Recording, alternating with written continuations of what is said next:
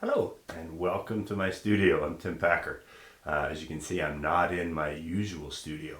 I'm up at Lake Superior at my friend Sean Ruppel's cabin.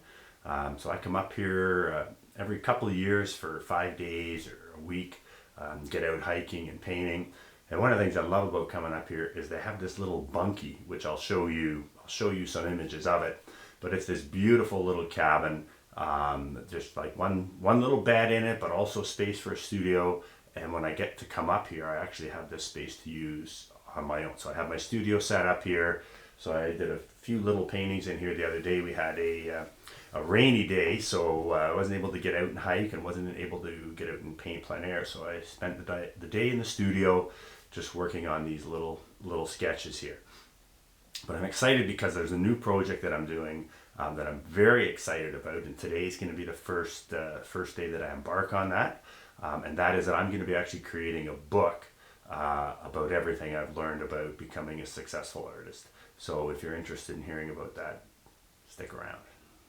So those of you, if you've been following my YouTube channel, you know that that's part of my kind of goal in life is to share everything I've learned about being able to lead this incredible life that I've been so fortunate to lead as a full-time artist. And I believe that there are a lot of things that anyone can do to achieve that if they have the passion for it. I think the biggest problem is just a lot of people really have no idea what to do or to create a plan. So all of my videos have been about that, and now I'm going to be putting it all together, condensing it down into a book form. But the problem that I have is I don't really like writing. I'm actually okay at writing, but I find it very draining. And so for me, if I'm going to write a book and I'm going to spend 2 hours or 3 hours in the morning writing, that's really going to draw on the creative well. And that's going to mean I'm not going to have nearly as much left to put into painting later in the day. So what we've decided to do, Cameron, my son and I, is that I am going to actually kind of dictate the book, or actually I'm going to do it on video as well so that you can be a part of this and see the entire process from today, where this is the actual first concrete step of me starting to create this book, right through until the book is finished and eventually hopefully we get it published. But for the initial stages, I'm going to do videos for each chapter, and we are going to convert them to text, and Cameron will do the first cleanup, and then I can go over what's already kind of written and just clean up and make sure the words are what I want to do. At least that's the plan. So today is the very first day of that, and I thought what I'd talk about today is this is going to be like the foreword to the book, but it's who is this book for? Like, why am I writing this book, and who is my target audience? And basically, my target audience is me at the various stages of my life. So from when I was a 12-year-old kid and decided that I wanted to become a professional artist, all of the things that I wish I knew, or I wish were written down in terms of for me to be able to create a plan. That's who I'm targeting the book at. I'm also targeting the book at the 21-year-old me who thought I wasn't good enough to become a professional artist, and then just decided that I was going to pack in that dream and join the Toronto Police Force. It's also going to be directed at the 40-something-year-old me when I finally decided, no, I think I can do this, and I'm going to quit my job, cash in my pension, and just pursue this dream of creating an art career for myself. And then it's also directed at me at the various stages of my career, where if I had known a little bit more than I did, I could have made progress much, much quicker and maybe not made some mistakes. So I'm going to try to share everything that I've learned over my career as an artist, and hopefully help other people basically create a plan to become a professional artist. Now, the one thing I will say is this is not a get good quick scheme. This is not a I'm going to give you the secret sauce and you're now going to be able to go out and become a great artist. It takes many, many, many hours of dedicated practice and of actually putting time in front of the easel to achieve the skills, the skills to gain knowledge of the concepts and master them, and also time spent in creativity trying to find your own voice. So we're talking about many thousands of hours to actually achieve the dream, which is to create a successful career as a fine artist. But I do believe it's possible, and I believe anybody can do it as long as they're willing to put in the work and do the tough things they need to do to get better. And so that's going to be kind of the book. So let's talk about why would anyone want to become a professional artist? And I really believe that is the key. That if you have the right reason for wanting to become a professional artist, then it will happen. As long as you do the things you need to do. And that's, again, the reason for this book, is at least based on my opinion of my career and knowing many, many other successful artists, what I think you need to do to continually improve and ultimately achieve your dreams. So the reason of why would you want to become a professional artist, I think, is the most important. And as far as I'm concerned, the only reason that will really sustain you into having a successful career is you want to be able to get up every day and paint or draw or sculpt or whatever it is that is your creative medium.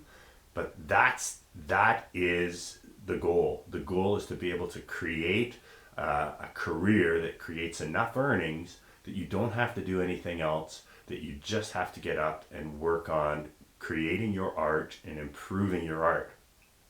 But that also means that you want to be able to get up and paint every day. And I'm talking 4 or 5 hours at least every day on a daily basis. And it's really important to kind of understand that, because I think there's a lot of people who think they would like to be a professional artist or would love to be able to create great paintings, but wouldn't necessarily want to invest their whole life in it and have their whole life revolve around it. And I don't think it is possible to create a successful career unless you are all in on it. And that's for a couple of reasons. First of all, you look at your competition. Your competition is going to be me and people like me, that we have a burning desire to create and a burning desire to improve our abilities. And so far, I'm at around 37,000 hours of painting practice to continually try and improve my craft. It's very unlikely that you are going to create work that can compete with me if you only do it a few hours a week, because all of these skills, all of these concepts, even the idea of kind of pushing your creativity, it only comes with hours and hours and hours of doing the work. So if you're not willing to basically commit your life to it, it's just not reasonable that you're going to have a successful career as an artist. Now, that doesn't mean you can't be an artist, but it means that you're not likely going to create a career that you can sustain a life on. So you're going to have to do another job, and this may just be a hobby or a pastime, or it may be like a part-time job where you make a few $1,000s a year doing it, and that actually is fine. But I think a lot of the frustration I see out there with artists is they're putting in a part-time effort and then spend their whole life lamenting the fact that the world doesn't grant them a full-time income from it. And I like to use golf as an analogy for art, because there's a lot of similarities. One of them being that nobody starts good at golf or art. We all have different levels of natural aptitude when we take these things up. But at the end of the day, those people who reach the highest level are the people who put in the most amount of work. And I really enjoy golf. I've been golfing for 40 some odd years. I still do it pretty badly. I'm kind of mediocre at it. And I enjoy going out once or twice a week to golf. And occasionally I can have a really good round of golf. But more often than not, I shoot in the mid 90s. Which is like 20 something over par, which is not great, but it's not horrible. So a problem that I see a lot of with aspiring painters is there's an awful lot of artists out there who are painting the way that I golf. And what I mean by that is they've invested enough time, and it may actually be a significant amount of time, to get moderately competent at painting, where they've learned a little bit of the skill, a little bit of the concepts, and they're basically in a situation where they can go out and produce moderately competent paintings that are okay. Just in the way that I can go out and shoot a moderately competent round that looks okay.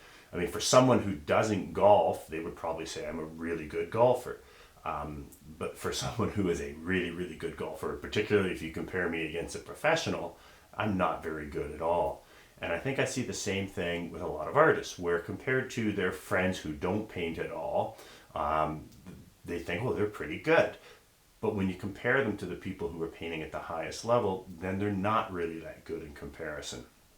And the problem is they've done a little bit of learning, again, to get moderately competent, and then they've just gone on doing that kind of for the rest of their life. And sometimes I'm talking about people who've been painting for 40 or 50 years, and they've been painting moderately competent paintings for that long with no improvement.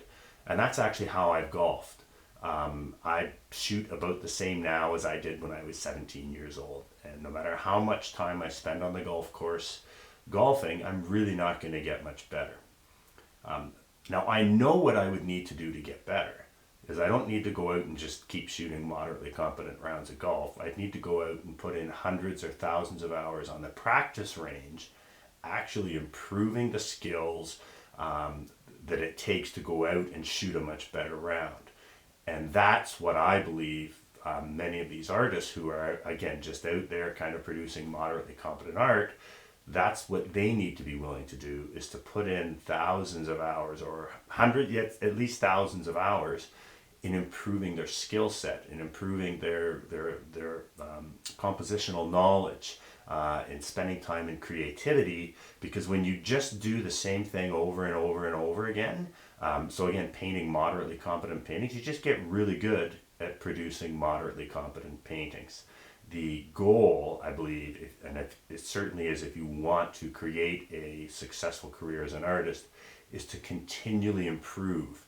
So you don't want to be painting things, 20 years from now where there's been no movement from what you did 20 years before. You should always be striving to get better and learn more skills, master the concepts, spend more time in creativity, so you can ultimately create your own unique voice. And you need to be willing to put in the hours to do that. And that's when it comes back to golf for me. I know what it would take for me to get much better at golf. I have no interest in doing it. I'm actually quite content to go out and shoot moderately competent rounds of golf. And every once in a while, if we have a big tournament coming up, I might go practice a little more so I can maybe shoot a little bit better. But I'm never going to be a great golfer, because I know I don't care enough about it to put the time in that it would require. And even if I could become a great golfer, I certainly wouldn't want to be a professional golfer, because I know that what that means is you need to be willing to go out and hit thousands of balls every week on the practice range before you go out to play. I just wouldn't want to do that. I like golfing once or twice a week, but I wouldn't want my life to be revolved around golf. And so you have to ask yourself the same question about art. Would you be happiest really just painting once or twice a week, or maybe every couple weeks spending a weekend painting? And if that's the case, it's fine. Again, it's just what we need to do in life is to have reasonable expectations based on what we're willing to do. So if you're only interested in painting, kind of sporadically, then you just have to manage your expectations. It's not very likely that you're going to end up making a lot of money as an artist. It's not very likely that you're going to win top awards as an artist, because you're going to be competing against people who are willing to put their life into it. And for those people who are willing to put their life into it, that's who I'm directing this book towards. So even someone who's a hobbyist artist, they can improve by taking the things that I say in this book. But ultimately, who I'm directing this book to, as I said earlier, is my younger self and myself at various stages, where for me, this was not about just becoming a little bit better at painting. This was a burning desire to create a life where I could get up and paint every day, or almost every day. And for those of you who share that dream, that's who this book is for. And for those of you who don't kind of want that and have that burning desire, I'd still encourage you to read this book because you can still find little things that you can do to improve your art. So the problem is, I think there's been a lot of misconceptions. There's a lot of these kind of myths and these platitudes that people hear that really give them the wrong idea. So the one that I really hate is it says if you do what you love, you'll never have to work a day in your life. Um, and I think that kind of quote has been almost become like gospel. People, if you do what you love, you never have to work a day in your life, implying that every day is just absolute pleasure, just doing exactly what you want to do, and that you don't have to do anything you don't want to do. And I actually believe the opposite is true. I believe that if you have the audacity to want to be able to do what you love every day and have the world reward you for that, then you should be willing to work harder at that than anything you've ever done in your life. And that is often not just doing the things you like to do. It's doing the things you need to do, whether it be to improve your art or whether it be things to do with business, because if you're going to be a professional artist, you are also going to be an entrepreneur, and you're going to be a solo business owner. And a lot of the things you have to do with business are not fun. They are not just standing in front of the easel painting. And it's kind of like if you want to be a professional, you have to be willing to do all of those things that go along with it. So to recap, kind of why would you want to become a professional artist? Again, I think the only reason is that you want to be able to get up every day and do whatever it is that your creative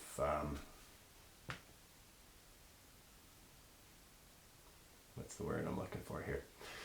The only reason you'd want to be a professional artist is you want to get up every day and spend that day in front of the easel or in front of the sculpture or whatever it is you're doing. And there is no end game to it. It's not like you want to do it until you make enough money. It's the money will come eventually, but the whole purpose to do it is to just stay in the game. I really have no interest in ever retiring. As long as I can see and I can sit up and hold a brush, I will be painting, because that's why I wanted to become a professional artist. That's the only way I could figure out to create a life where I could paint every day.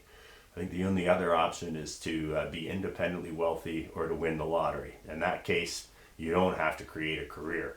But if you're like me and like most kind of normal people, the only way you can manage it so that you can paint every day is if you can somehow create a successful career out of it.